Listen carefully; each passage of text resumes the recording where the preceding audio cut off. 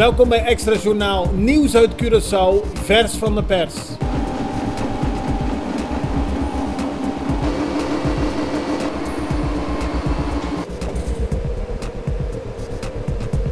En dit is het nieuws van vandaag. Docenten van de VSBO Sint Joseph zijn vanochtend in actie gegaan. Ze blokkeerden de toegang van de school en lieten leerlingen niet binnenkomen. Docenten protesteerden daarmee tegen een salarisverlaging die in hun ogen onterecht is. Hierdoor ontstonden er enkele problemen bij de school.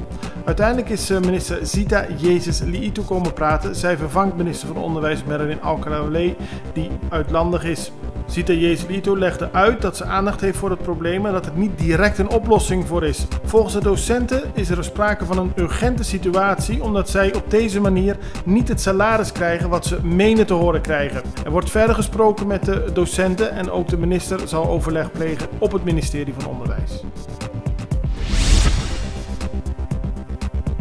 In het kader van het onderzoek naar de betrokkenheid van oud-minister van Financiën George Jamaluddin bij de moord op Helmin Wiels zullen ook verschillende oud-parlementariërs van de MFK worden gehoord. Dat weet de Extra vandaag te melden. Zoals bekend is Helmin Wiels op 5 mei 2013 vermoord en moet George Jamaluddin volgende maand bij een regiezitting terechtstaan over zijn betrokkenheid. Voor dat onderzoek worden dus verschillende oud-statenleden ondervraagd. Onduidelijk is precies wat het Openbaar Ministerie van de oud-statenleden wil weten. Minister van Economische Ontwikkeling Steven Martina heeft gisteren tijdens een persconferentie uitgelegd dat de deal die er nu op tafel ligt tussen Insel Air en Inter-Caribbean Airways goed is voor Curaçao en goed is voor Insel Air. Hij hoopt dat de schuldeisers op 4 december dan ook daadwerkelijk akkoord gaan met de deal.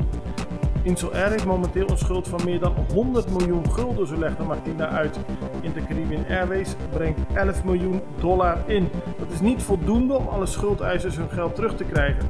Maar de deal betekent wel dat iedereen minimaal 3000 gulden krijgt en de grote schuldeisers meer zullen krijgen. Daarom zegt Martina te hopen dat de deal doorgaat en Insel Air kan blijven vliegen. Tijdens een controle bij het bedrijf waar Pure Ice ijsblokjes worden gemaakt, is een niet-hygiënische situatie aangetroffen.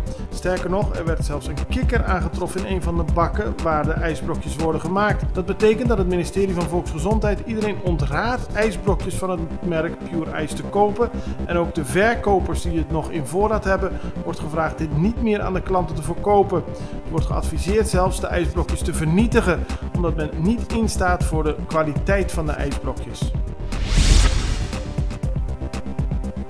Nadat al eerder in supermarkten acties ondernomen tegen mogelijk besmette Romeinse salade, heeft nu ook het ministerie van Volksgezondheid mensen verboden nog Romeinse salade te kopen en importbedrijven gevraagd deze spullen niet meer naar Curaçao te importeren. Waar gaat het om? Er is in Amerika bij de verkoop van Romeinse salade de E. coli-bacterie aangetroffen. Het is een bacterie die normaal voorkomt in het darmstelsel van sommige dieren, maar zodra ze bij mensen in het darmstelsel terechtkomen, kan dat leiden tot krampen, diarree, koorts, overgeven en uiteindelijk kan het zelfs leiden tot nierfalen.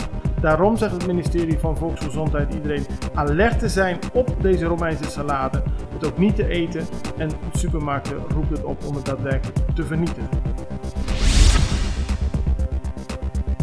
Bij een schietpartij in een winkelcentrum in Alabama in Amerika zijn gisteravond 2 personen gewond geraakt. De verdachte, de man die dus aan het schieten was, is doodgeschoten door de politie. In het winkelcentrum was het druk vanwege de aanstaande Black Friday uitverkoop. Te zien is ook dat er veel paniek uitbreekt op het moment dat er geschoten wordt. De politie onderzoekt precies wat er zich heeft voorgedaan en waarom de man is gaan schieten.